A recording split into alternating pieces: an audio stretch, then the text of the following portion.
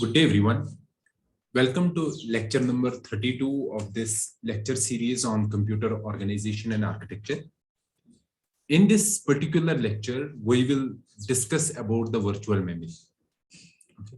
So up to lecture number 31, we completed the majority of discussions related to the memory. We discussed the main memory, caches, how blocks of the main memory are mapped to the blocks of the cache.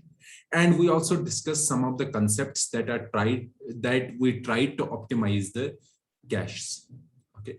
And in today's lecture, we will be discussing about the virtual memory. So virtual memory is one of the important concepts in understanding the program behavior, or we can say the process behavior inside a computer. Okay. So before discussing what is virtual memory, what is the need of virtual memory, we have to discuss two important problems. The first one is overlap problem. Okay. So what is an overlap problem?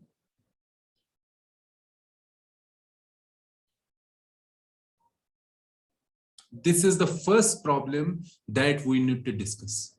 Okay. So let me briefly discuss it. So up till now, we have assumed, our assumption was that there is only one program inside the processor or inside the memory. So we assumed there is only one program inside the memory. That was our assumption. Okay. But in reality, the reality is there are multiple programs. So basically not programs, it is processes. So we will understand the difference between programs and processes. There are multiple programs inside the memory. So this is the actual scenario. Okay. But let's first discuss the difference between a program and process. So what is a program? Program is basically, it is an executable or file stored on external memory. External memory, we can say the hard disk. Okay. So it is a simple array of bytes, nothing else. Array of bytes, or we can say an executable or file stored on external memory. So when a programmer clicks on this program in a computer system, for example, in a Windows, when he double clicks on the program, then for this particular program, a process is created. Okay. So process is a running instance of a program. So when a process related to a program is created, this process is placed in main memory. Okay. So it is placed in a main memory. So for single program, I can run program multiple times. So for a single program, I can generate multiple processes. And each process will remain in the main memory. So process is the running instance of a program, and program is simply an executable or file stored on external memory system. So we don't have to go into detail to show the difference between a program and process, because it is the discussion related to the operating system, and you can easily discuss it in that particular course, in the operating system course. So our assumption till now was that there is only one process inside the memory. However, in reality, there are multiple processes in the memory. Okay, so having a multiple process, there are chances that one process may overlap in memory with other processes. Okay, so this is one important problem in the real systems. Or we can say there is a possibility that process A may access data of process B. Okay, this is also an overlap problem. This also comes inside the overlap problem, and this is also a security issue. Security problem. So whatever discussion we were doing up till now, we were not considering this particular problem in our discussion. So this is an important problem in computer systems, because we know that in our physical memory or in our main memory, multiple processes are active at the same time. And having an active processes at the same time, we will see that no process is interfering with the memory of other process. However, it should have happened. Overlap problem should have been there. Since there are multiple programs inside the memory, so there are high chances that one process may overlap in memory with other processes.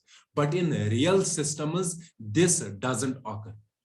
And how we are able to handle this particular overlap problem, we are able to handle it with the help of concept of virtual memory. Okay, so this is one aim. So our first aim is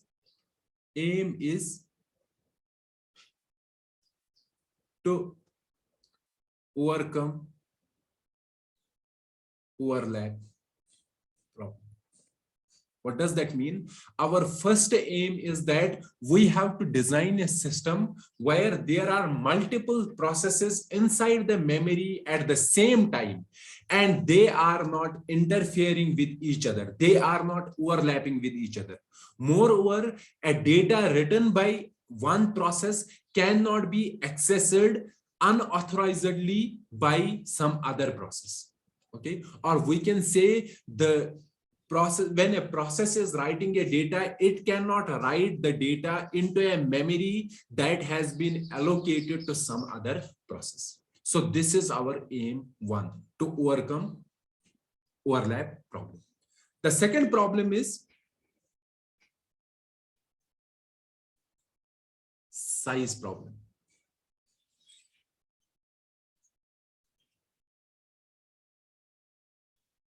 What is this size problem? So up till now, we have assumed, our assumption was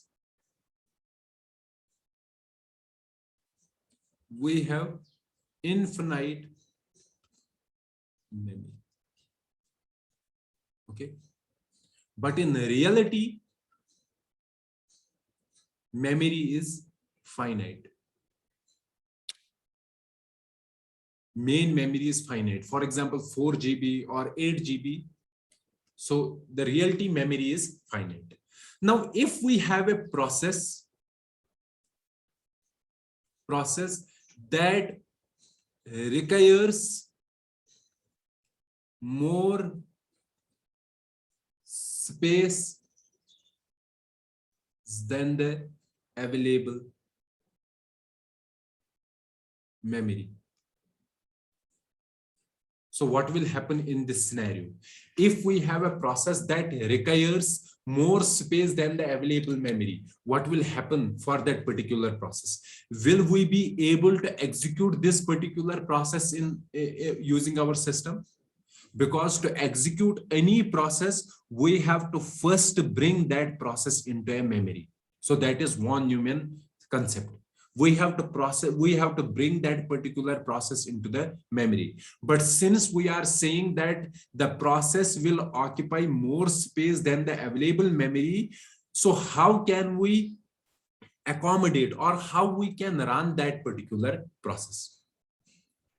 Okay, in hypothetical situations, this process, we should not be able to execute this process. Why? Because we are not able to accommodate this particular process in our memory. But in reality, we are able to execute those processes also that require more space than the available memory. And how we are able to do it, we have to study about that. So our aim second aim is how run programs of size larger than physical memory. Physical memory means our actual main memory. So that is our aim too. So the first aim was how to overcome overlap problem. The second aim was how to run programs of size larger than physical memory.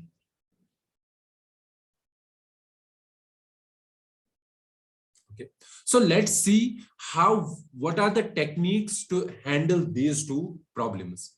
Okay, so let's first discuss about an overlap problem. How we can handle overlap problem.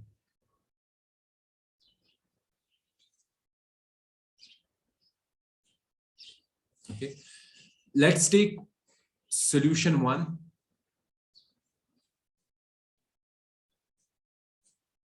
So in solution one, let's do the following. Let's divide physical memory or main memory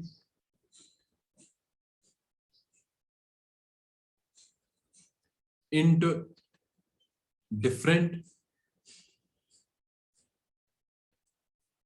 sections and then allocate each section to each process. This is solution one. So what it is saying, if we have this as our physical memory, let's say this is our physical memory, let's divide this physical memory into different sections. Let's say process one goes here, process two goes here, process three goes here, and process four goes here. So having this division, we are able to handle overlap problem, because now P1 can access only this memory, P2 can access only this memory, P3 can access only this memory, and P4 can access only this particular memory. Okay, so this is solution one. But what are the limitations? What are the issues with this solution? The first issue is, at one time, we will have only fixed number of processes in memory. So depending upon the number of sections that we created in the memory, there will be only fixed number of processes into the memory. Okay. Second, every program is to be compiled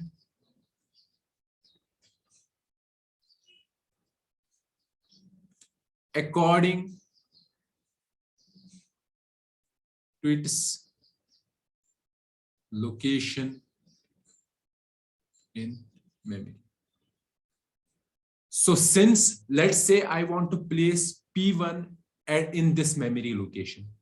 So whenever I am compiling a process, I should make sure that my program will not jump from this particular memory location to this particular memory location. So during the compilation time itself, I have to make sure that this process can only access this portion of the memory. Okay. So every program is to be compiled according to its location in memory. So it should not jump from this particular portion to some other portion. Okay. So that means if I have compiled a program once, okay, I cannot run the same program multiple times. For example, if I have program one, and I compiled it by keeping in mind that it will remain in section 1 of the memory.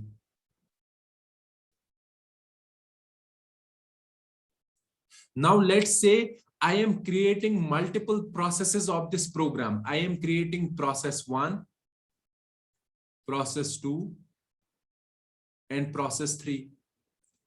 I know that since I have compiled this particular program according to its fixed location in memory, and I have said that this particular program or the process related to this particular program can only occupy section 1. So process 1 will apply section 1 and process 2 will apply section 1, and this will also should be available in section 1. But at a time, there should be only one process in section 1 because it cannot accommodate more processes. Even if these sections are free, other sections are free, I won't be able to create multiple instances of a program or multiple processes of the same program. Moreover, there is no flexibility in this particular scenario. What I mean to say that there is no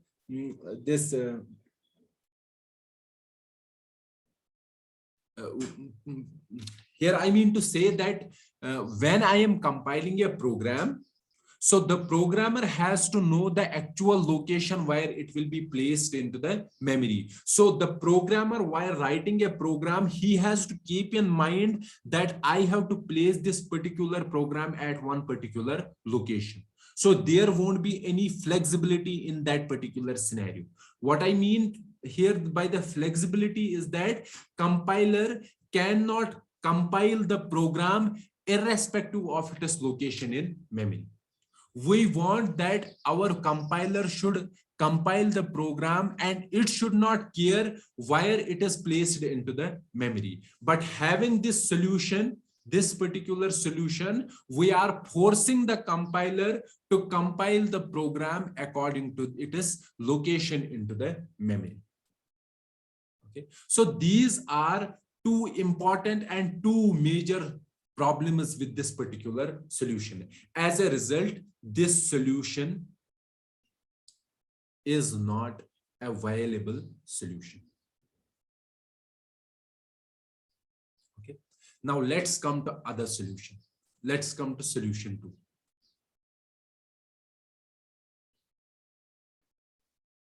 Second solution. Second solution is, let's say for every program or for every process, we say the entire memory is available for this process.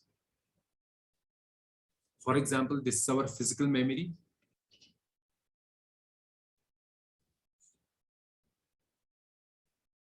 Let's say our physical memory is 2 GB.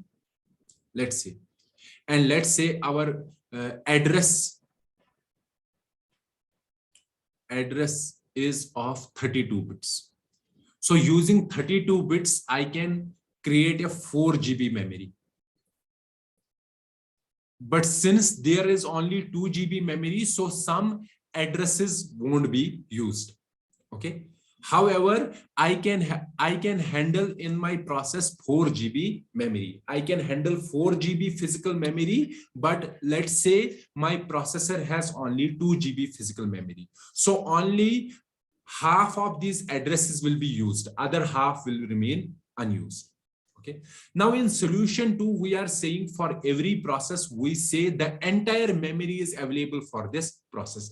Entire memory here, we mean to say whatever memory we are able to address. So here I said that let's say we have 32-bit address. So how much memory we are able to address? 4 GB. So here we are saying the process has entire 4 GB memory. But in actual scenarios, the physical memory may be less than this memory. This memory is addressable memory.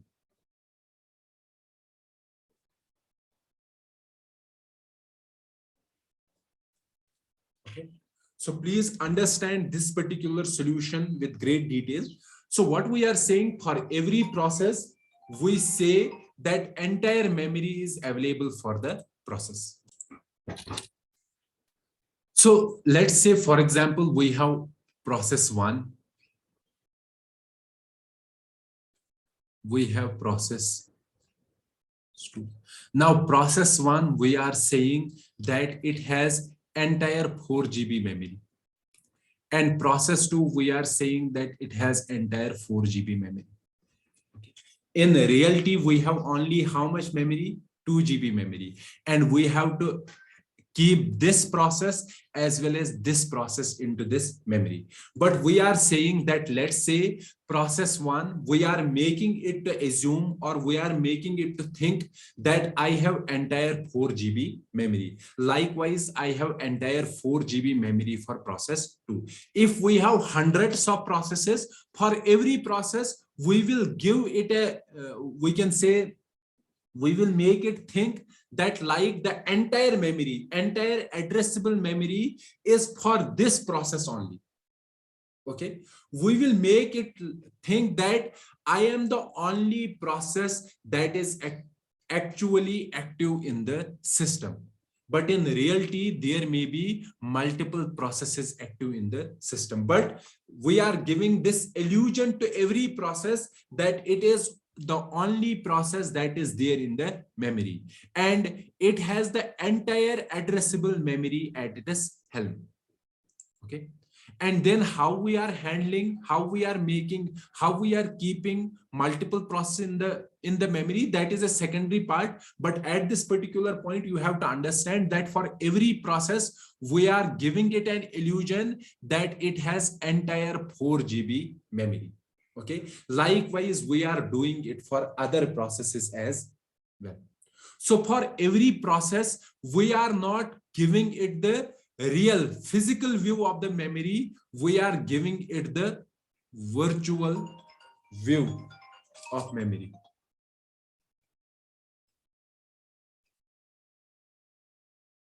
Likewise here also. So this process also has virtual view of memory, where it has the illusion that entire 4 GB of memory, entire addressable memory belongs to this particular process.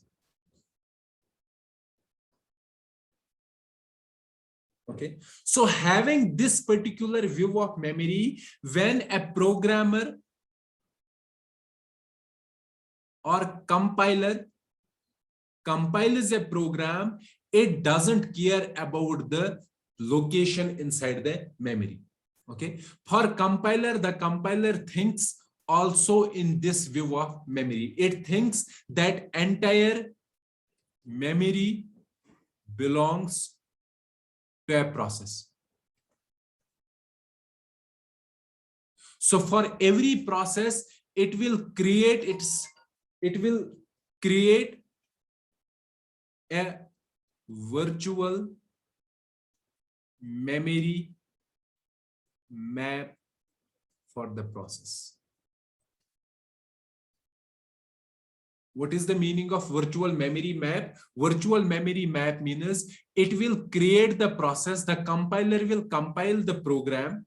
in a way that it will assume that entire memory is for this particular process. So it will create this particular process in such a way, it will create the executable in such a way that it will assume that it can occupy the entire memory, and it will create its final version accordingly. So how will compiler create the virtual memory map of the process? In the following scenario it will do. So what it will do, so for every process, it will make it like this. It will create the different sections of a process. At the bottom, there will be a header section.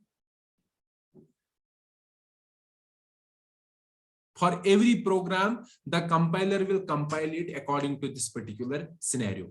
The header section will contain the details about the process.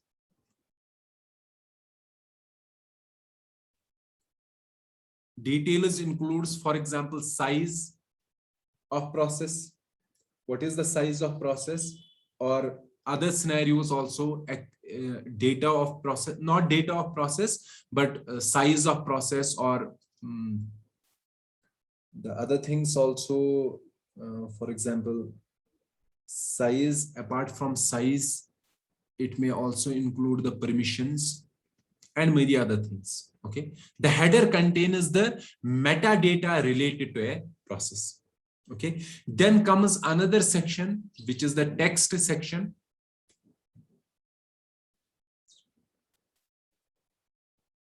So the text section of this process, the text section contains the instructions of a process. So that means when my process executes, so this memory map here, this memory map here shows how a program will be placed in memory. So the compiler will compile it according to this. At the lower address, starting from the 0 address, it will have the header section. Then we have text section. The text section contains instructions of a process. Okay. Then after the text section, we will have a data section.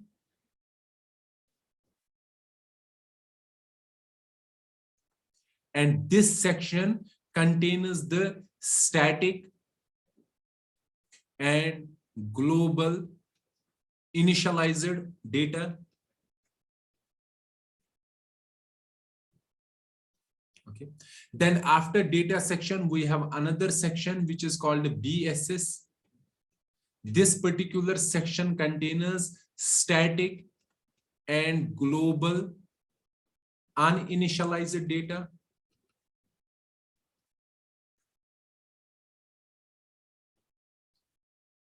After the BSS section, we will have a heap. So heap is a memory that contains dynamically allocated data. And this heap grows up and down. Okay. And at the top of memory, so let's say this is the top of memory. Okay. Higher address. At the higher address, we have a stack.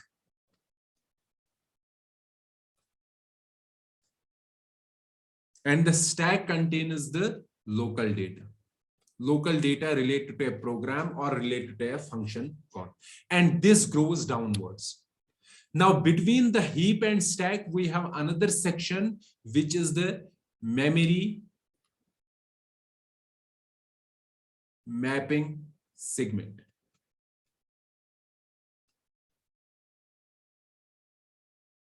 And this particular segment contains two parts. One is the memory mapped files.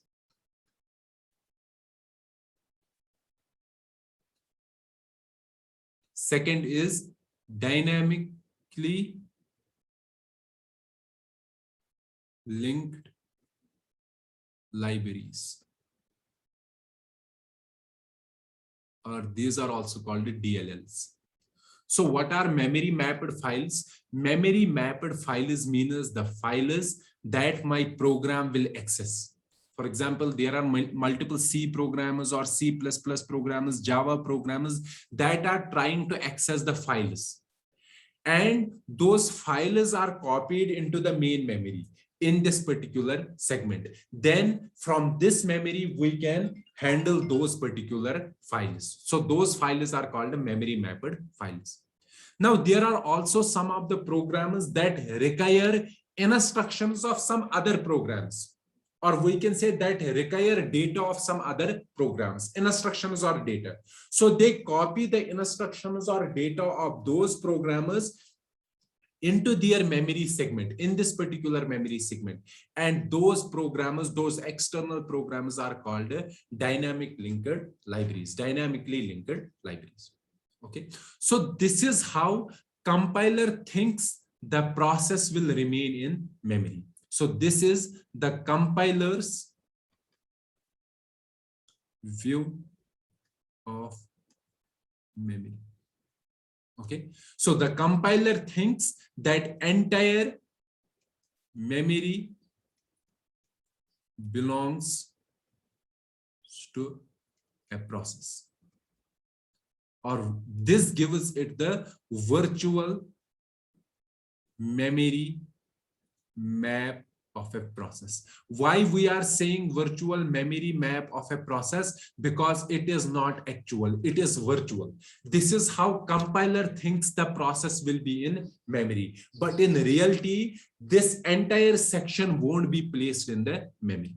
Okay, how we are handling it, we will discuss it in a couple of minutes, but at this particular point you have to understand that we are giving every process an illusion that the entire memory, addressable memory, is for that particular process. And having that illusion, compilers will compile the program accordingly. They will compile the program by assuming that this entire memory will be for that particular program or process.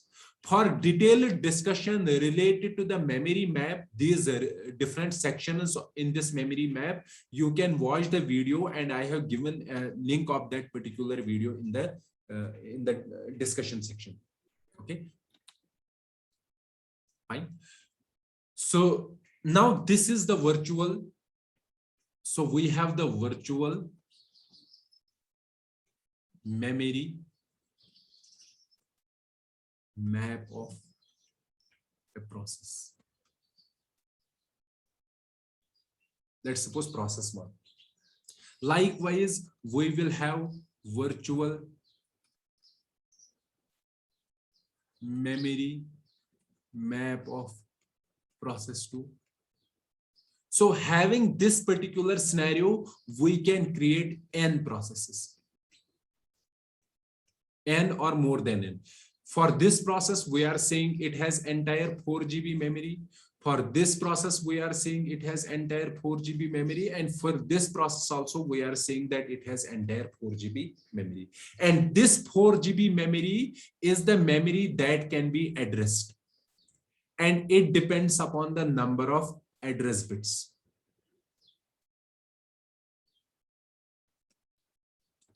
But in reality, we have the physical memory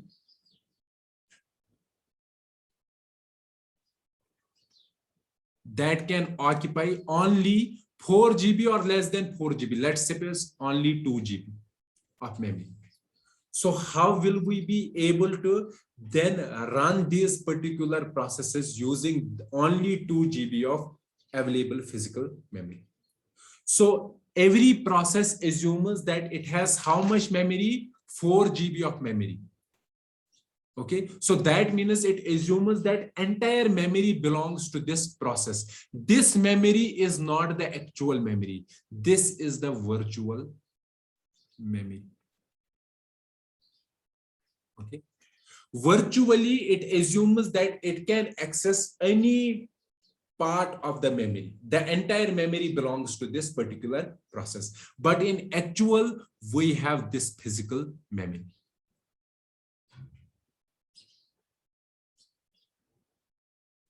Okay, so virtual memory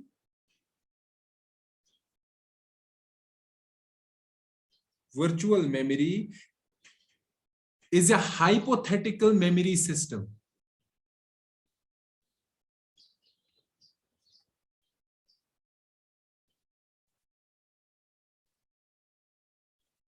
in which a process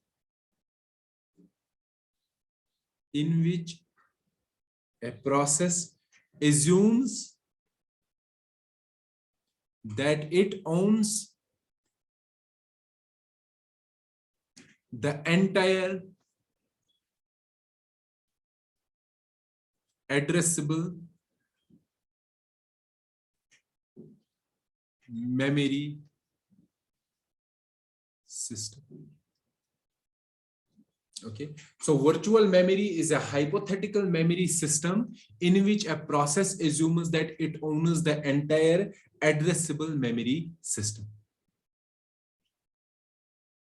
Okay, and having this concept of virtual memory for every process, we will be able to run multiple processes at the same time, and that particular thing we have to understand in couple of minutes. Okay, but you have to understand what is a virtual memory. Virtual memory is a hypothetical memory system in which a process assumes that it owns the entire addressable memory system. And because of this concept, the operating system lays the code and data of a process,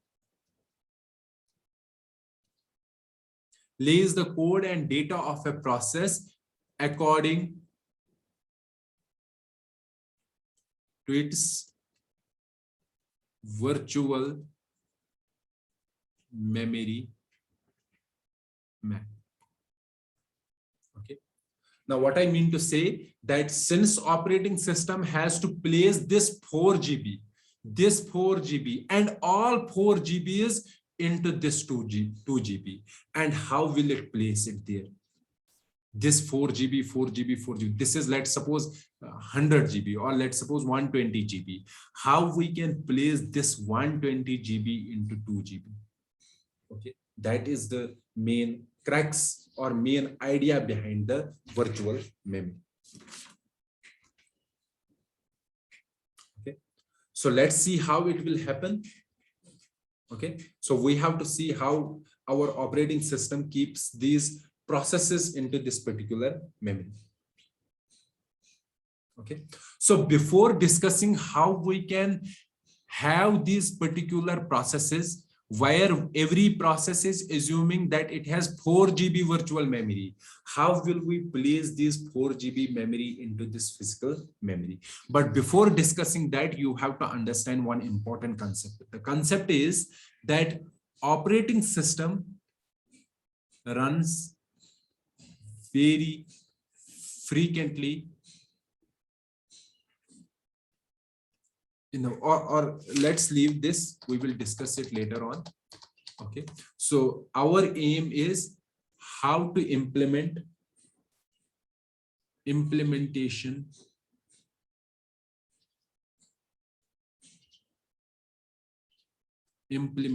of virtual memory in actual systems. Okay, so now let's only take two processes. We have process 1 and we have process 2.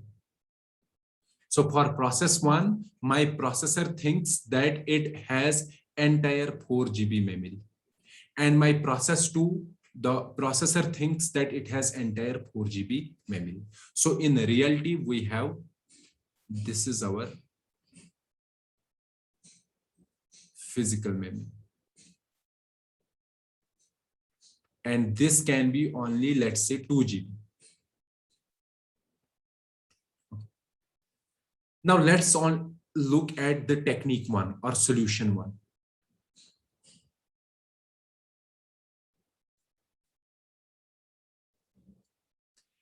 Instead of keeping both these processes into the main memory, let's keep both these processes where every process assumes that it has 4 GB memory into secondary memory.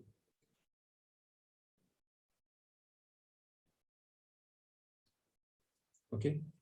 Then what will we do? Let's take some words from this process and some words from this process and place those into the memory. Okay. Let's take a word. This is the virtual word of process 1. So process 1 virtual word. Okay. And let's keep the process 2's virtual word here. Let's keep likewise process 1 another virtual word, process 2's another virtual word, dash dash dash. So we are not bringing the entire process into the main memory, but we are only putting some of these words into the main memory and keeping the other portion into the external secondary memory or external memory. Okay. Now, in this solution, when processor, let's suppose processor generates an address for process 1. Okay. And processor always generates which address? Will it generate the actual physical address or the virtual address? It will generate the virtual address. Because processor also thinks that this process is the only process inside the memory and it occupies the entire 4 GB memory. So it is generating an address keeping in mind this 4 GB memory, and this 4 GB memory is the virtual memory. So it is generating a virtual address. So let's say this virtual address is for some word. Okay. Then what will happen? So processor has given the virtual address. So this is the virtual address. Virtual address or of some word. Okay. So what will happen in this particular memory? We will also have a table. So this table will do the following. So what this table stores is that, so this table stores what it is storing. It stores which virtual word is contained in this physical address. Okay, so it will store virtual word address to physical address. Okay, this table. So for every virtual word that is placed, there will be an entry in this particular table. So when we are getting a virtual address, so we will have an address translation system. Address translation system. So what this address translation system does, it checks this particular table. It checks for this particular virtual address. So it finds a virtual address here. Let's suppose this virtual address is present here in this particular table. So if the virtual address is present in this particular table, that means the byte or the word to which this virtual address corresponds, that particular word is in the physical memory. And where it is in the physical memory, it will give the physical address for that particular location. Okay, so it will give, this address translation system will give physical address. And based on this physical address will go to the memory. Let's suppose it is this physical address, and at this physical address, it will get that virtual word, it will get that particular data, and it will give that data to the processor. Okay, so let me show it clearly. So I have a processor.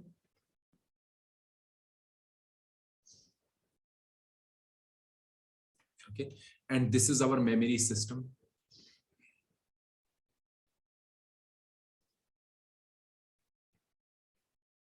So let's say my processor requires some data. So it will send an address. So this address will be a virtual address of that particular data. This address first goes through a translation, through an address translation unit. Translation system. This address translation system accesses the mapping table. So after accessing the mapping table, there are two scenarios: hit in the mapping table, miss in the mapping table.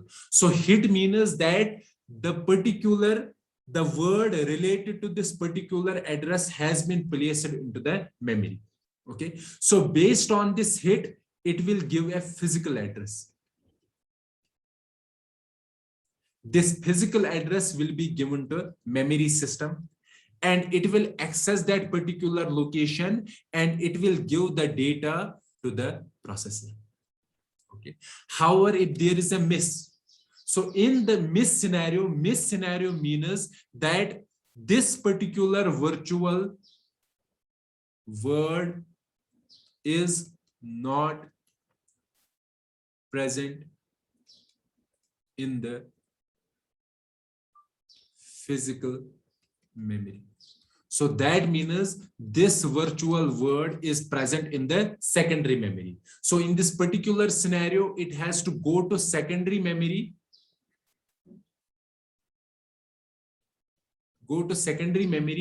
and bring that word into physical memory. And also update the mapping table.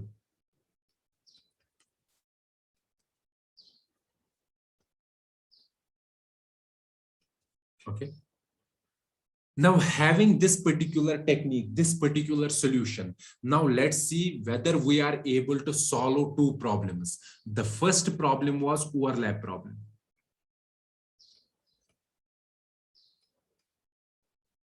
Let's see whether we are able to solve the overlap problem. Now, overlap problem was that we will have multiple processes,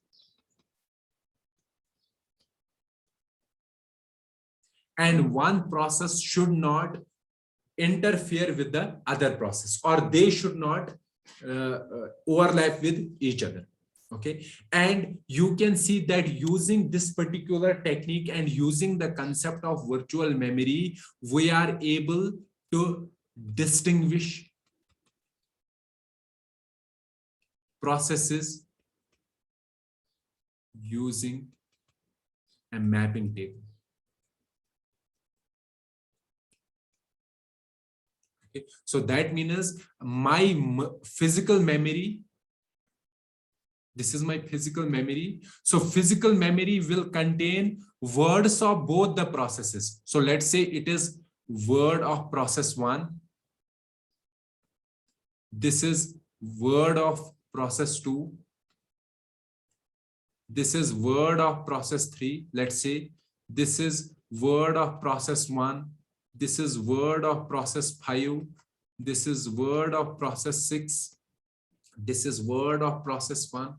Okay, so there are words of multiple processes. Words of multiple processes means that multiple processes are active in the memory system, physical memory system. However, the other portion of these processes is available in the secondary memory.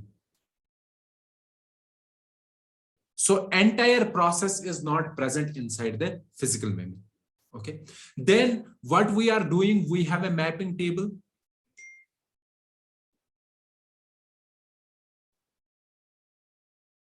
And this mapping table, as I said, it contains the virtual address to physical address mapping. Virtual address to physical address. Now, for example, if I have two processes, P2 and P3. Now, since P2 has 4 GB virtual memory and P3 also has 4 GB memory, this virtual memory. Now for process P2, let's say a processor is providing an address 2000. So there is a possibility that for process P3, it also generates 2000 address, because virtual addresses can overlap. So it has the entire 4 GB memory, 0 to 4 GB. So for this also, it has 0 to 4 GB. So the address maps or the virtual address space can overlap. We don't care about the virtual address space. We have to care about the physical address space. Physical address space of two processes should not overlap. Now, my mapping table, we can also add extra information to the mapping table. For example, this entry belongs to process 1, this entry belongs to process 2, this entry belongs to process 3. Okay, so when a virtual address goes to this mapping table, virtual address, we will also send a process ID. Let's suppose P1, process ID. This is the virtual address of process P1. Let's suppose this is address 2000 and this is also address 2000. But physical addresses will be different. This will be, let's suppose 100, this is 105.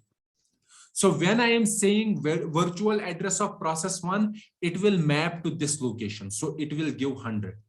So 100 will be, let's suppose this is 100. This will give the word of process 1. So having this mapping table and having this virtual memory concept, we will have multiple processes in the physical memory system, and one process won't be able to access the contents of some other process. Okay, because virtual addresses corresponding to that particular process will only be accessed to that particular process. So our overlap problem has been solved. Now comes the size problem. How we are able to handle the size problem using this virtual memory concept or using this mapping table concept. So size problem is, let's say I have an 4 GB process, but physical memory is only 2 GB. So what we are going to do, we have a process and we know that process assumes that it has entire 4 GB memory. Entire 4 GB memory here is the addressable memory. It is not the physical memory. And this entire addressable memory is also called the virtual memory of this process. Instead of placing the entire this 4 GB into memory, we will only place some portion into the main memory. Let's suppose only 1 GB. The remaining 3 GB will be placed into the secondary memory. Then whenever we require something from this 3 GB, we will get that into the physical memory. Okay, so this concept, this virtual memory concept will also be able to handle the size problem. Okay, so this is one solution of handling of implementation of virtual memory in actual systems. This was solution 1. However, this solution has a problem, a limitation.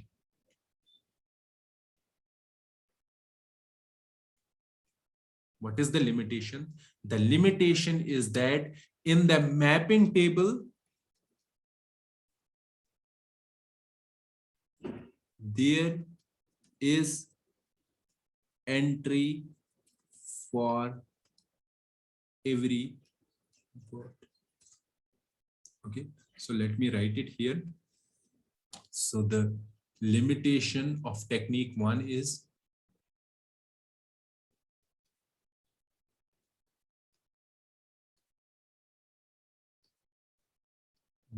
that mapping table will contain entry for every byte. and having an entry for every byte, this will result in having a mapping table of extremely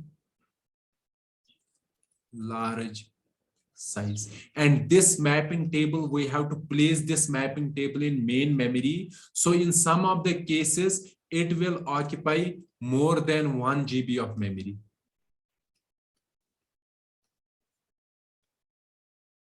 Okay, so this is both space and power inefficient. So we are able to handle, or we can say we are able to implement virtual memory in this particular technique, but it has one important disadvantage, that the mapping table will contain entry for every byte, and this will occupy a majority of space in the main memory. Moreover, having this scenario will lose the spatial locality. Spatial locality means that we were saying that if my process requires byte 1, so instead of only getting the byte 1, we will get other bytes as well. So this will be a scenario here also. It will lose spatial byte, because spatial locality, because we are bringing only that particular byte into the memory. So we should not bring only one particular byte, we should bring the entire byte into the memory. Okay, so this is the limitation of technique 1. And one important, or we can say a straightforward solution, is that instead of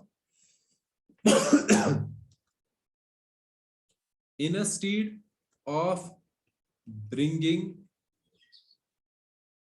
bytes from secondary memory to main memory, let's bring blocks, larger blocks of data.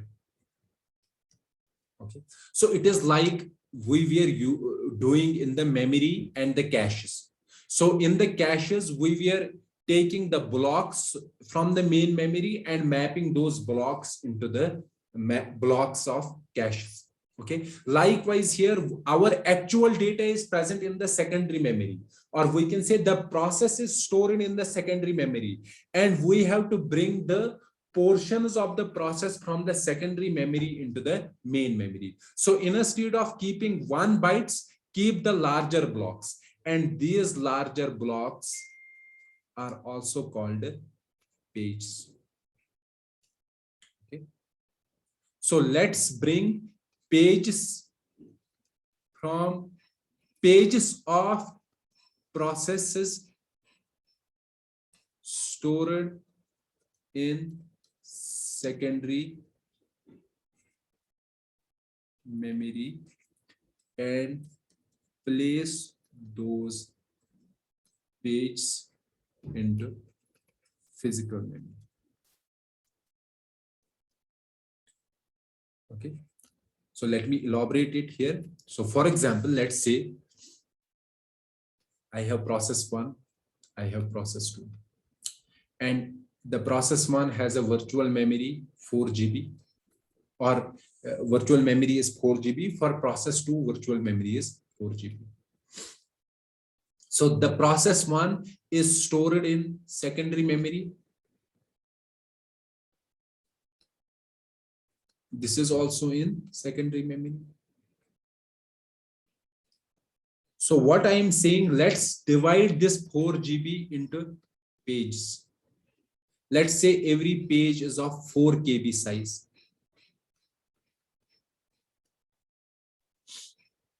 Okay, so when we are dividing a virtual memory into fixed size blocks, so this is a fixed size block. So what is a page? Page is a fixed size block of virtual memory.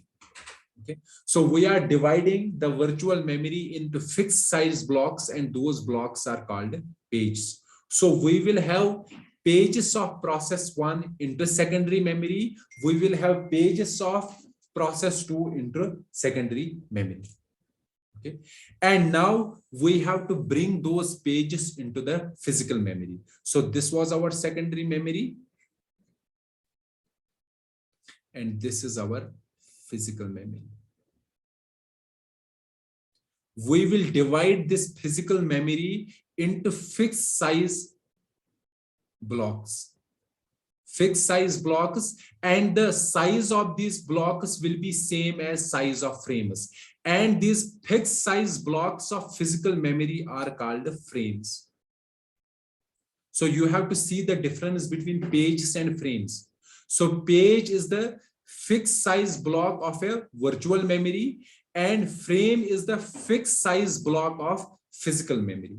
And they have the same size. Pages and frames have the same size. Now we have to take the pages from secondary memory and place them into frames of physical memory. Okay. Now let's say my processor is generating 32-bit address. This address will be divided into two parts. So since it is a virtual address, so it will be divided into two parts. So one will be the page address. Another will be offset. What I mean to say, so let's come here. So what we are doing, so this is our virtual memory. Let's say for process P1, this is the virtual memory, entire virtual memory. So we have divided this virtual memory into pages. This is page 1, this is page 2, and likewise we have multiple pages. Now process P1 generates an address. So let's say every page is of 4 KB size. Now process P1 generates an address. So this address is of some byte. Okay. What we are going to do, divide this address into two parts. This part will determine the page. Which page is it? Is it page 1, page 2, or page 3? After determining the page, we will determine the byte inside a page. Okay. So what is the size of each page? 4 KB. So 4 KB will be equal to 2 raised power 12 bytes. So for byte inside a page, we will require 12 bits. So let's say it is 32-bit virtual address. So 12 bits will determine byte inside a page, and remaining 20 bits will determine the page address. Okay. So using this page address, we will first find the page, which page it is, and then using these 12 bits, we will find the actual byte inside that particular page. Okay. So now let's come here. So this is our physical memory. So physical memory is divided into frames. So these are the frames. So frame, let's suppose frame is also of 4 KB. And this was our secondary memory. And in secondary memory, we have the virtual address space of a process. So this virtual address is dividing into pages. So each page is of 4 KB. So let's say this is page 10. For example, page 10. Let's say we have taken this page and we have placed this page into this frame. Let's say this is frame 3. Okay. So we will have a table here. So this is called a page table. This is called a, yes, page table. So this page table contains the information which page number is mapped to which frame number.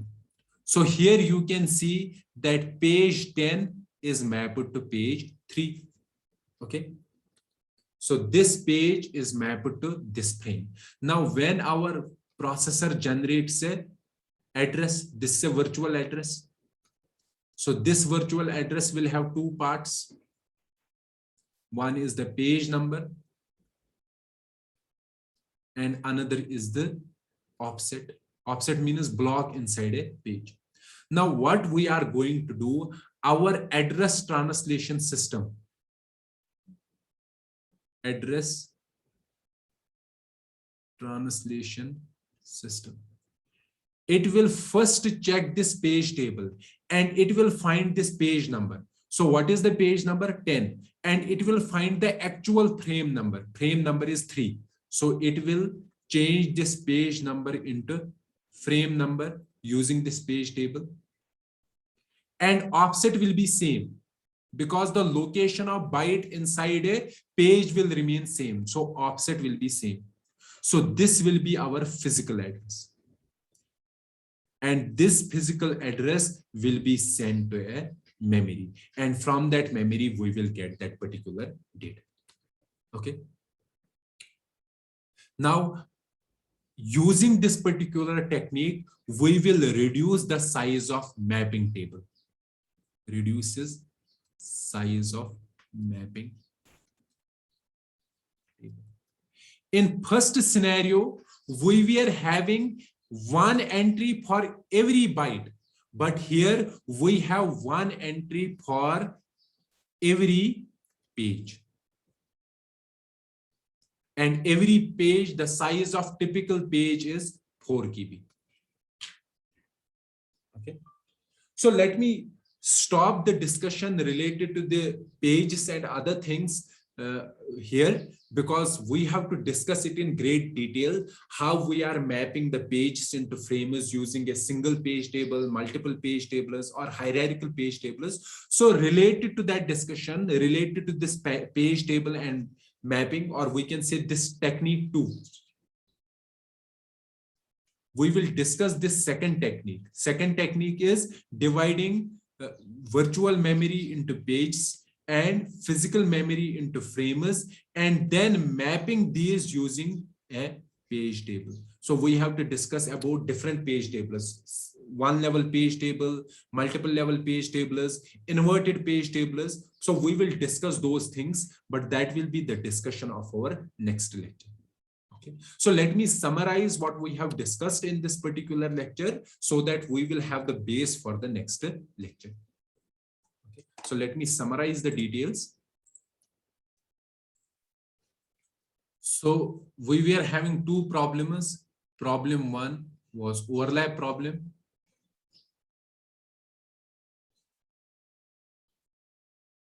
And problem two was size problem. So overlap problem was how to have multiple processes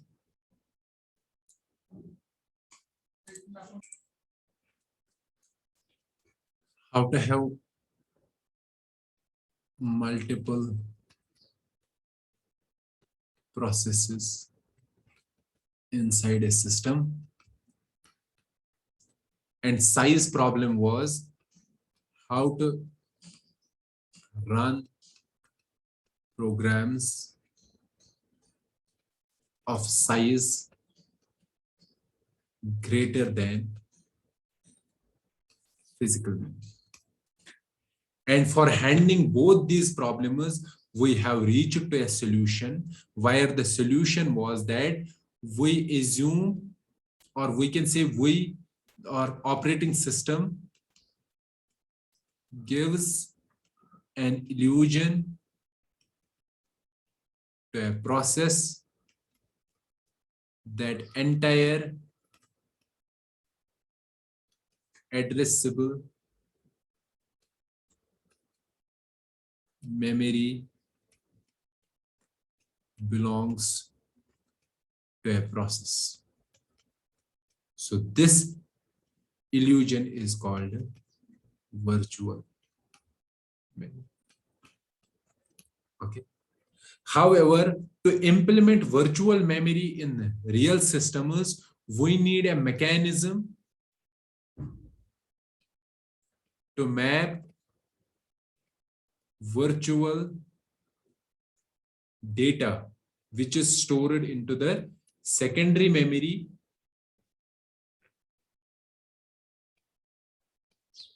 to map virtual data to physical memory, or map virtual memory to physical memory. And at a time, this physical, and for this particular scenario, we studied two techniques. One was technique 1 and technique 2. In technique 1, we said that for every page, for every byte, we will place that byte inside a physical memory, and we will have mapping inside a table. But this particular technique was not efficient. Okay. In technique 2, we said that we will divide virtual data into pages, or virtual memory address into pages, and physical address into frames. Then we need a mapping technique to map pages to frames. And for that, we have page tables. And this particular thing we will discuss in detail in lecture number 33. Implementation of virtual memory using pages, or using page tables. Okay. Now, using this virtual memory concept and these page tables, we are able to handle both overlap problem and size problem. Okay. Now, there is one last thing that you have to remember. What you have to remember, that since in our computer systems, in our processors, operating system is also a process. And this operating system manages other processes. And this particular operating system has an important component, or a core component, that does this management. And this core component is called kernel. Okay. So this operating system, or this kernel, runs very frequently. So it is the process that we have to run very frequently. So what we are doing, whenever my computer system is making a virtual memory map for a process, in that particular memory map, some portion is reserved to contain the kernel process, so that whenever my process is running, I don't have to create a new kernel process. The kernel process will be with that particular process. So since kernel has to run frequently, we don't have to create the kernel process again and again. It will be embedded with the system itself, with the process itself. So in actual, let's say we have 4 GB virtual memory for a process. Okay. So in this 4 GB virtual memory, some portion will be for a process itself, and some portion will contain a kernel process. Okay. In Linux systems,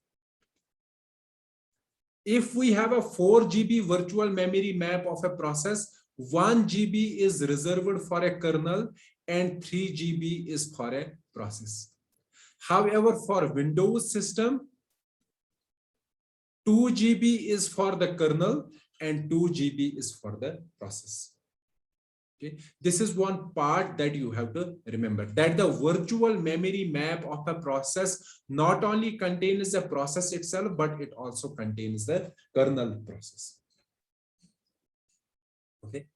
So this was all about the virtual memory, how it is able to solve the problems, overlap problem and size problem. And implementation of virtual memory, as I said, that there are two techniques. In technique 1, we are storing at the granularity of bytes, but in technique 2, we are storing at the granularity of blocks. So having a larger blocks, it reduces the page table, the size of mapping table, and it also has the advantage of spatial locality. Okay, so the discussion about the implementation of virtual memory using page tables, it will be the focus of our next lecture. So let me stop this particular lecture here and let's meet in the next lecture. Till then, goodbye.